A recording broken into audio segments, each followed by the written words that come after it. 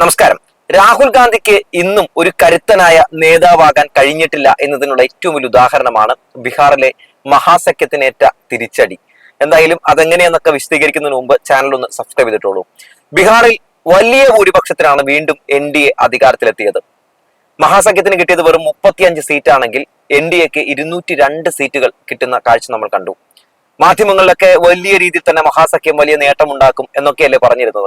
അപ്പോൾ പിന്നെ എന്താണ് മഹാസഖ്യത്തിന് സംഭവിച്ചത് എന്നൊക്കെയാവും എല്ലാവരും ആലോചിക്കുന്നത്. പല രീതിയിലുള്ള വിശകലനങ്ങളും വിശദീകരണങ്ങളും ഒക്കെ നിങ്ങൾ ഇതിനോടകം തന്നെ കേട്ട് കാണും. പക്ഷെ എനിക്ക് പറയാനുള്ളത് വളരെ വ്യത്യസ്തമായിട്ടുള്ള ഒരു കാര്യമാണ്. ഈ തിരിച്ചടിയുടെ ഏറ്റവും പ്രധാനപ്പെട്ട കാരണം എന്ന് പറയുന്നത് രാഹുൽ ഗാന്ധിയും മഹാസഖ്യവും ഈ വിഷയത്തിൽ എടുത്തിട്ടുള്ള ഇലക്ഷൻ സ്ട്രാറ്റജി തന്നെയാണ്.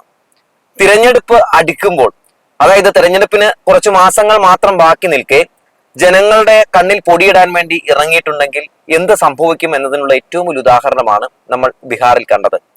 രാഹുൽ ഗാന്ധി വോട്ടുചോരി വിഷയമൊക്കെ ഉയർത്തിക്കൊണ്ട് യാത്രകൾ നടത്തി, വലിയ രീതിയിൽ തന്നെ അവിടുത്തെ ഭരണ പരാജയങ്ങളെ പറ്റിയൊക്കെ വലിയ ചർച്ചകൾ നടത്തി. ഇതൊക്കെ ഏത് ഘട്ടത്തിലാണ് നടത്തുന്നത്? തിരഞ്ഞെടുപ്പ് പ്രഖ്യാപിച്ചതിന് ശേഷം, അല്ലെങ്കിൽ തിരഞ്ഞെടുപ്പ് പ്രഖ്യാപിക്കാൻ വെറും 2 മാസമൊക്കെ ഉള്ളപ്പോഴാണ് രാഹുൽ ഗാന്ധി ഈ വിഷയങ്ങളൊക്കെ നടത്തുന്നത്. അപ്പൊ സ്വാഭാവികമായും എതിരാളികൾ ഏത് രീതിയിലാകും ഇതിനെ ഡിഫെൻഡ് ചെയ്യുക?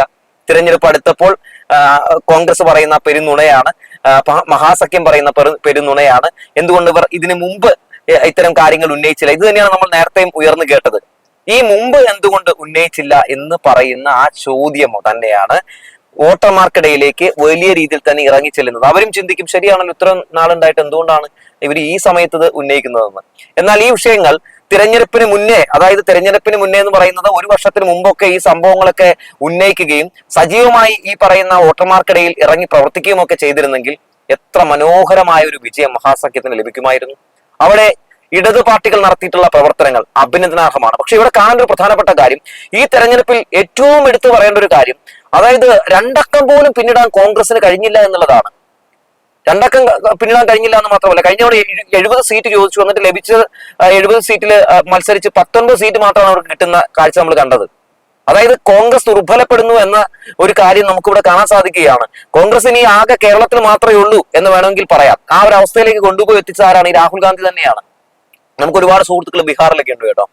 അവിടെ ജോലിക്ക് പോയിട്ടുള്ള ചില കൂടെ പഠിച്ച ചില കൂട്ടുകാരൊക്കെയാണ്. അപ്പൊ അവരുടെ അടുത്തൊക്കെ വിളിച്ചു ചോദിക്കുമ്പോൾ അവർ പറയുന്ന കാര്യം, ഇവിടെ രാഹുൽ ഗാന്ധി എന്ന് പറഞ്ഞിട്ടുണ്ടെങ്കിൽ ആൾക്കാർ ചിരിയാന്ന് പറയും. നമ്മുടെ കേരളത്തിൽ രാഹുൽ ഗാന്ധി വരുമ്പോൾ എന്തൊക്കെ രീതിയിലുള്ള മാധ്യമങ്ങളെടുത്തങ്ങ് ഇതുപോലൊരു വിശ്വപുരുഷൻ ഇല്ല എന്ന രീതിയിലാണല്ലോ ഇവിടെ അവതരിപ്പിക്കുന്നത്. പക്ഷെ അവിടെ രാഹുൽ ഗാന്ധി എന്ന് കേൾക്കുമ്പോൾ ആൾക്കാർ ചിരിക്കുകയാണ്. പപ്പുമോൻ എന്നാണ് ഇപ്പോഴും അവിടെ ആൾക്കാർ വിളിക്കുന്നതെന്നാണ് നമുക്ക് അറിയാൻ സാധിക്കുന്നത്. ഇപ്പോഴും പക്വതയുള്ള ഒരു നേതാവാകാൻ രാഹുൽ ഗാന്ധിക്ക് കഴിഞ്ഞിട്ടില്ല എന്നുള്ളതാണ്. എന്താണ് ഈ രാജ്യത്ത് സംഭവിക്കുന്നതെന്നും ഇപ്പോൾ ഈ NDA സർക്കാരിനെതിരെ എങ്ങനെ പോരാടണം എന്നതിനെ കുറിച്ചൊന്നും ഒരു ധാരണയും അയാൾക്ക് കിട്ടിയിട്ടില്ല എന്നുള്ളതാണ് നമുക്ക് മനസ്സിലാക്കാൻ സാധിക്കുന്നത്. ഇതിനു മുമ്പ് മമതാ ബാനർജി പറഞ്ഞൊരു കാര്യം എന്റെ ഓർമ്മയിലേക്ക് വരികയാണ്. ഇനി വരാൻ പോകുന്ന ലോക്സഭാ തെരഞ്ഞെടുപ്പിൽ രാഹുൽ ഗാന്ധിനെ മുന്നിൽ നിർത്തിക്കൊണ്ട് നമ്മൾ ഈ തെരഞ്ഞെടുപ്പിൽ നേരിടുകയാണെങ്കിൽ ഈ തെരഞ്ഞെടുപ്പിൽ നമുക്ക് പരാജയം നേരിടേണ്ടി വരുമെന്ന് മമതാ ബാനർജി കഴിഞ്ഞ ലോക്സഭാ തെരഞ്ഞെടുപ്പിന് മുൻപേ പറഞ്ഞ കാര്യം ഞാൻ ഓർക്കുന്നുണ്ട്. അതിനുശേഷം ഈ തെരഞ്ഞെടുപ്പിൽ എന്താണ് സംഭവിച്ചത്? സമാനമായിട്ടുള്ള അവസ്ഥ. കോൺഗ്രസ് ശിഥിലമായിരിക്കുന്നു.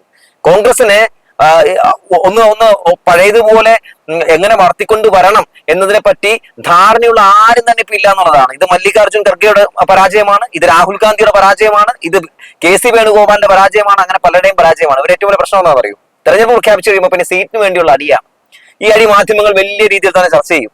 ഇത് ഇവർക്ക് വലിയ രീതിയിൽ തന്നെ ഉണ്ടാക്കി കൊടുക്കുന്ന പരിഹാസം മാത്രമാണ്. ജനങ്ങൾക്കിടയിൽ ഒരു സംസാരം വരും, ഇവർ ജയിച്ചു കഴിഞ്ഞാലും സീറ്റിന് വേണ്ടി ഇങ്ങനെയുള്ള ഇടികളൊക്കെ ആയിരിക്കും, പിന്നെ എങ്ങനെ ഇവരെ ജയിപ്പിക്കാൻ പറ്റും എന്ന രീതിയിലുള്ള ചർച്ചകൾ നടക്കും. അതിനുശേഷം എന്താണ് ഇവർ ചെയ്യുന്നത്? ഈ കൂടെയുള്ള മുന്നണികൾക്കെതിരെ ആക്രമണങ്ങൾ പല സംസ്ഥാനങ്ങളിൽ നടത്തും. ഇപ്പൊ കേരളത്തിൽ എന്താണ് നടത്തിക്കൊണ്ടിരിക്കുന്നത്? ഇന്ത്യ മുന്നണിയിലെ പ്രഗത്ഭരായിട്ടുള്ള ഒരു പാർട്ടിനെ ആ സമയത്ത് ബീഹാറിന്റെ തെരഞ്ഞെടുപ്പ് ഇവിടെ ആക്രമിക്കുകയാണ്. മാത്രമല്ല, ബീഹാറിന്റെ തെരഞ്ഞെടുപ്പ് നടക്കുന്ന സമയത്താണല്ലോ നമ്മുടെ VT ബൽറാം അടക്കമുള്ള ആളുകൾ പല പോസ്റ്റ് ബീഹാറിനെ കളിയാക്കിക്കൊണ്ട് പോസ്റ്റ് ഇട്ടൊക്കെ നമ്മൾ കണ്ട എല്ലാവർക്കും ഓർമ്മയുണ്ടാകും. അപ്പൊ അങ്ങനെ അതുപോലെ തന്നെ രാഹുൽ മാങ്കൂട്ടത്തിന്റെ വിഷയം ചർച്ച ചെയ്യപ്പെട്ടത് ഈ ബീഹാർ തെരഞ്ഞെടുപ്പിന്റെ സമയത്താണ്. ഇതൊക്കെ BJP വലിയ രീതിയിൽ തന്നെ അവർ ഉപയോഗപ്പെടുത്തിയിട്ടുണ്ട് എന്നുള്ളതാണ് കേട്ടോ. അങ്ങനെ കോൺഗ്രസ് വലിയൊരു രീതിയിലുള്ള BJPക്ക് ഒരു മുതൽക്കൂട്ടായി മാറുന്ന കാഴ്ചയാണ് നമ്മളിപ്പോൾ കണ്ടുകൊണ്ടിരിക്കുന്നത്. ഓരോ സംസ്ഥാനങ്ങളിലും കോൺഗ്രസ്സുകാരൊക്കെ എന്തുകൊണ്ടാണ് BJPയിലേക്ക് പോകുന്നത്? അതായത് ഇവർ 2 അല്ല 1 എന്നൊരു പക്ഷേ ജനങ്ങൾക്ക് തോന്നിക്കാണും. അതുകൊണ്ടായിരിക്കാം ഒരുപക്ഷെ ഈ പറയുന്ന പോലെ നേതാക്കളൊക്കെ ഇതിലേക്ക് പോകുന്നതും. മാത്രമല്ല, കോൺഗ്രസിൽ വിശ്വാസം പൊതുവേ നഷ്ടപ്പെട്ടിരിക്കുന്നു, മൊത്തത്തിൽ നഷ്ടപ്പെട്ടിരിക്കുന്നു എന്നുള്ളതാണ് നമുക്ക് ഇതിൽ നിന്ന് മനസ്സിലാക്കാൻ സാധിക്കുന്ന ഒരു പ്രധാനപ്പെട്ട കാര്യം. അവരെ പ്രതിരോധിക്കുന്നതിൽ, അതായത് NDA പ്രതിരോധിക്കുന്നതിൽ ഇവർ പരാജയപ്പെട്ടിരിക്കുന്നു. രാഹുൽ ഗാന്ധിയെ പോലൊരു നേതാവ് ഇനിയും പക്വത ആർജിച്ചെടുക്കേണ്ടിയിരിക്കുന്നു. കുറച്ചുകൂടിയൊക്കെ പൊളിറ്റിക്കലി ഈ ഒരു വിഷയത്തെ നേരിടാൻ വേണ്ടി നേരത്തെ ഇറങ്ങിത്തിരിക്കേണ്ട ഒരു സാഹചര്യം ഉണ്ടെന്ന ഒരു ബോധ്യം ഇനിയും രാഹുൽ ഗാന്ധിക്ക് വന്നു ചേരേണ്ടതുണ്ട്. തെരഞ്ഞെടുപ്പ് അടുക്കുമ്പോൾ കുറെ പേപ്പർ എടുത്തുകൊണ്ടുപോയി മാധ്യമങ്ങളുടെ മുമ്പിൽ പോയി നിന്ന് കുറെ ആരോപണങ്ങൾ ഉന്നയിച്ചുകൊണ്ടായില്ല. അത് ഏത് ഘട്ടത്തിലാണ് ഉന്നയിക്കുന്നത്? അങ്ങനെ ആ ഘട്ടത്തിൽ ഉന്നയിക്കുമ്പോൾ ഏത് രീതിയിൽ അത് വലിയ രീതിയിൽ തന്നെ തിരിച്ചടിയാകാനുള്ള സാധ്യതയുണ്ട്. ഇത് ഏത് രീതിയിൽ എതിരാളികൾ നമ്മളെ ഡിഫെൻഡ് ചെയ്യാൻ വേണ്ടി ഉപയോഗപ്പെടുത്തും, ഇതൊന്നും ചിന്തിക്കാതെ അങ്ങ് ചെന്ന് വലിയ രീതിയിൽ തന്നെ സെറ്റ് ചെയ്യാണ്. നമ്മളൊക്കെ ഇത് ഫേസ്ബുക്കിൽ ഷെയർ ചെയ്തുകൊണ്ടോ രാഹുൽ ഗാന്ധിയുടെ ഫോട്ടോ ഷെയർ ചെയ്തുകൊണ്ടോ രാഹുൽ ഗാന്ധി ഉന്നയിക്കുന്ന ആരോപണങ്ങൾ ഷെയർ ചെയ്തുകൊണ്ടോ ഒന്നുമായില്ല. ഈ ബീഹാർ എന്ന് പറയുന്ന സംസ്ഥാനത്തിന്റെ യഥാർത്ഥത്തിലുള്ള സ്ട്രക്ചർ, അതുപോലെ തന്നെ ആ ഒരു ബീഹാർ എന്ന് പറയുന്ന സ്ഥലത്തെ വോട്ടർമാരുടെ പൊതുവെയുള്ള അവരുടെ ഒരു കാഴ്ചപ്പാട്, ഇതൊക്കെ നമ്മൾ മനസ്സിലാക്കണ്ടേ? വിദ്യാഭ്യാസത്തിന്റെ കാര്യത്തില് അതുപോലെ തന്നെ എല്ലാ വിഷയങ്ങളുടെ കാര്യത്തിലും ഒക്കെ ബീഹാർ ഒരുപാട് പിന്നിലാണ്, നമുക്കറിയാവുന്ന ഒരു കാര്യമാണ്. അത്തരത്തിലുള്ള ആളുകളുടെ ഇടയിലേക്കാണ് നമ്മൾ വലിയ രീതിയിൽ തന്നെ ഇത്തരം കാര്യങ്ങൾ പറഞ്ഞ് രംഗത്തേക്ക് എത്തുന്നത്. അവരെ പറഞ്ഞ് മനസ്സിലാക്കാനൊക്കെ കുറെ സമയം വേണ്ടി വരുമെന്നേ. അതുകൊണ്ട് ഇവർ വളരെ കുറഞ്ഞ സമയം കൊണ്ട് ഇതൊക്കെ പറഞ്ഞ് മനസ്സിലാക്കാൻ വേണ്ടി ശ്രമം നടത്തി പരാജയപ്പെട്ട ഒരു കാഴ്ചയാണ് നമ്മൾ കണ്ടുകൊണ്ടിരിക്കുന്നത്. അതായത് അതിനപ്പുറത്തേക്ക് വേറൊന്നും തന്നെ നമുക്ക് ഈ വിഷയത്തിൽ പറയാനില്ല. ഇനിയിപ്പോ രാഹുൽ ഗാന്ധി വലിയ സംഭവമാണ്, രാഹുൽ ഗാന്ധി ഭയങ്കര മിടുക്കനാണ് എന്നൊക്കെ പറയുന്ന ആളുകളോട് ഒന്നേ പറയാനുള്ളൂ. രാഹുൽ ഗാന്ധി വയനാട്ടിലെ MP ആയിരുന്നല്ലോ. എന്നിട്ട് എന്താണ് സംഭവിച്ചത്? MP ആയ സമയത്ത് അദ്ദേഹത്തിന് എപ്പോഴെങ്കിലും ഏതെങ്കിലും ഒരു ഘട്ടത്തിൽ വയനാടിനെ സംബന്ധിക്കുന്ന ഏതെങ്കിലും പ്രതിസന്ധി ഘട്ടത്തിൽ ഇടപെടാൻ കഴിഞ്ഞിട്ടുണ്ടോ? ഒരു പരാജയമായിരുന്നില്ലേ സത്യത്തിൽ രാഹുൽ ഗാന്ധി? രാഹുൽ ഗാന്ധി എന്ന് പറയുന്ന MP-യുടെ അടുത്ത് പോയിട്ട് അവിടുത്തെ ഏതെങ്കിലും വോട്ടർമാർക്ക് പോയി എന്തെങ്കിലും ഒരു കാര്യങ്ങൾ ഉന്നയിക്കാൻ കഴിയുന്ന ഒരു സാഹചര്യം ഉണ്ടായിരുന്നു? അതായത് നമ്മുടെ നാട്ടിൽ ഇങ്ങനെ ഒരു വിഷയമുണ്ട്, MP ഇടപെടണമെന്ന് പറഞ്ഞ് അങ്ങോട്ടേക്ക് ചെല്ലം ഏതൊക്കെ രീതിയിലുള്ള സുരക്ഷാ സംവിധാനങ്ങളിലൂടെ കടന്ന് അല്ലെങ്കിൽ ഏതൊക്കെ രീതിയിലുള്ള പരിശോധനകൾക്ക് ശേഷമാണ് ഒരാൾക്ക് അവിടെ എത്താൻ കഴിയുക? മാത്രവുമല്ല അവിടെ വന്യജീവി ആക്രമണം ഉണ്ടായി. അങ്ങനെ ആക്രമണം ഉണ്ടായി നിരവധി ആളുകൾ മരണപ്പെടുന്ന ഒരു അവസ്ഥ ഉണ്ടായപ്പോഴും അവിടുത്തെ ആളുകൾ എന്താണ് പറഞ്ഞത്? രാഹുൽ ഗാന്ധി ഇങ്ങോട്ടേക്ക് തിരിഞ്ഞു പോലും നോക്കിയില്ല എന്നാണ് പറയുന്നത്. അങ്ങനെ വയനാടിൽ മഹാദുരന്തം സംഭവിച്ചു. രാഹുൽ ഗാന്ധിയുടെ ഇടപെടൽ നമ്മൾ കണ്ടതല്ലേ, പരാജയമായിരുന്നില്ല അദ്ദേഹത്തിന്റെ ഇടപെടൽ? അങ്ങനെ അത് ഞാൻ പറഞ്ഞുകൊണ്ടിരിക്കുന്നത് രാഹുൽ ഗാന്ധിയും സംഘവും ഇപ്പോൾ ചെയ്തുകൊണ്ടിരിക്കുന്ന ലോക മണ്ടത്തരമാണ്. ഇപ്പൊ ഈ കഴിഞ്ഞ ലോക്സഭാ തെരഞ്ഞെടുപ്പിൽ പോലും അദ്ദേഹം വിജയസാധ്യതയുള്ള സീറ്റല്ലേ പോയി മത്സരിച്ചത്? എവിടെയാണ് മത്സരിച്ചത്? അമേഠി പോയി അദ്ദേഹം മത്സരിച്ചോ? ഇല്ല, അദ്ദേഹം പോയത് റായ്ബറേലിയിലാണ്, അവരുടെ കുത്തക കോട്ടയിൽ പോയാണ് മത്സരിക്കുന്നത്. വയനാട്ടിൽ ഒന്ന് മത്സരിക്കുകയാണ്, ഏറ്റവും കൂടുതൽ വോട്ട് കോൺഗ്രസിനുള്ള ഒരു മണ്ഡലമാണ്, അവിടെ ഒന്ന് മത്സരിക്കുകയാണ്. അവിടെ രണ്ട് സ്ഥലത്ത് മത്സരിച്ച് ഞങ്ങൾ ജയിച്ചതെന്ന് പറഞ്ഞുകൊണ്ടായോ? ഇല്ല, അവർ പോയി മത്സരിക്കേണ്ടത് സംഘപരിവാരങ്ങളും BJPയും ഉള്ള മണ്ഡലങ്ങളിൽ പോയി, അവർക്ക് അതിപ്രസരമുള്ള മണ്ഡലങ്ങളിൽ പോയി അവരെ പരാജയപ്പെടുത്തുകയാണ് ചെയ്യേണ്ടത്. അങ്ങനെയാണ് ഒരു നേതാവ് ചെയ്യേണ്ടത്. പക്ഷേ ഈ നേതാവ് എന്താണ് ചെയ്യുന്നത്? കഴിഞ്ഞ തവണ അമേഠി പോയി തോറ്റു കേട്ടോ. അതുകൊണ്ട് ഇത്തവണ അങ്ങനെ തോക്കുന്ന ഒരു അവസ്ഥ ഉണ്ടായാലോ എന്ന് ഭയന്നിട്ട് രണ്ട് സാധ്യതയുള്ള മണ്ഡലങ്ങളിൽ പോയി മത്സരിക്കുകയാണ്. അപ്പൊ അതുകൊണ്ടൊന്നും ആയില്ല. ഇന്ത്യ പിടിക്കണമെങ്കിൽ നന്നായി പണിയെടുക്കണം. നല്ല രീതിയിൽ ഇപ്പോ പല രീതിയിലുള്ള പ്രചാരണങ്ങൾ നടത്തിക്കൊണ്ടും നേരത്തെ തന്നെ, അതായത് തെരഞ്ഞെടുപ്പ് അടുക്കുമ്പോഴല്ല, നേരത്തെ തന്നെ പ്രചാരണങ്ങൾ നടത്തണം. അതോടൊപ്പം തന്നെ ചെയ്യേണ്ട ഒരു പ്രധാനപ്പെട്ട കാര്യം എന്താണ്? മുന്നണികളെ ചേർത്ത് നിർത്താനുള്ള ഒരു മനോഭാവം ഉണ്ടാക്കിയെടുക്കുക എന്നുള്ളതാണ്. എന്തെങ്കിലും സാധ്യത കാണുമ്പോഴത്തേക്കും കോൺഗ്രസ് ചാടി ഇറങ്ങും. ഇപ്പൊ ബീഹാറിൽ മാധ്യമങ്ങളൊക്കെ ഒരു സാധ്യത പ്രവചിച്ചു. അപ്പൊ എന്താണ് കണ്ടത്?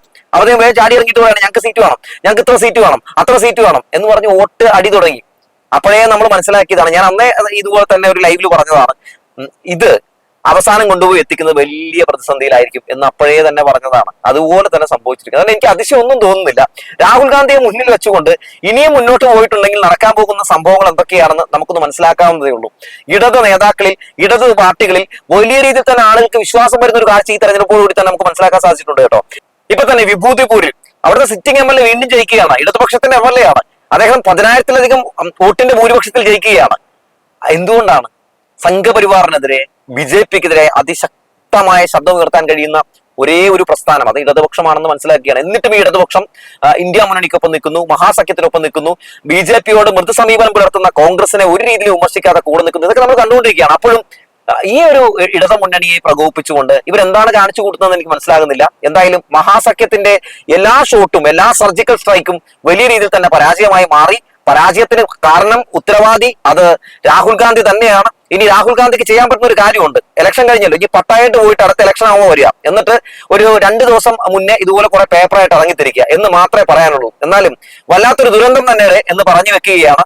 രാഹുൽ ഗാന്ധിയുടെ പല രീതിയിലുള്ള പല കാര്യങ്ങളൊക്കെ നമ്മൾ സപ്പോർട്ട് ചെയ്ത് പലപ്പോഴും വാർത്ത ചെയ്തിട്ടുള്ളതാണ്. പക്ഷെ പരാജയങ്ങളും ചൂണ്ടിക്കാണിക്കണം. ഒരു നേതാവിന്റെ പരാജയം ചൂണ്ടിക്കാണിക്കുകയും അയാൾ അമ്പേ പരാജയമാണെങ്കിൽ അമ്പേ പരാജയം എന്ന് പറയുകയും ചെയ്യണം. അല്ലാതെ ഈ പരാജയത്തിലും അതുപോലെ തന്നെ ദുരന്തത്തിലുമൊക്കെ മൂപ്പര് സൂപ്പറ എന്ന് പറഞ്ഞു തന്നിട്ട് ഒരു കാര്യവുമില്ല. അങ്ങനെ പറഞ്ഞിരിക്കുന്ന വലിയ രീതിയിലുള്ള ആളുകൾക്കൊക്കെ മുമ്പിൽ ഇതുപോലെയുള്ള പല പരാജയങ്ങളും ഒക്കെ ഉണ്ടാകുന്നത് അവരുടെ കണ്ണു തുറക്കാനെങ്കിലും ഇടയാകട്ടെ എന്ന് പറഞ്ഞു വെച്ചുകൊണ്ട് നിർത്തുകയാണ്.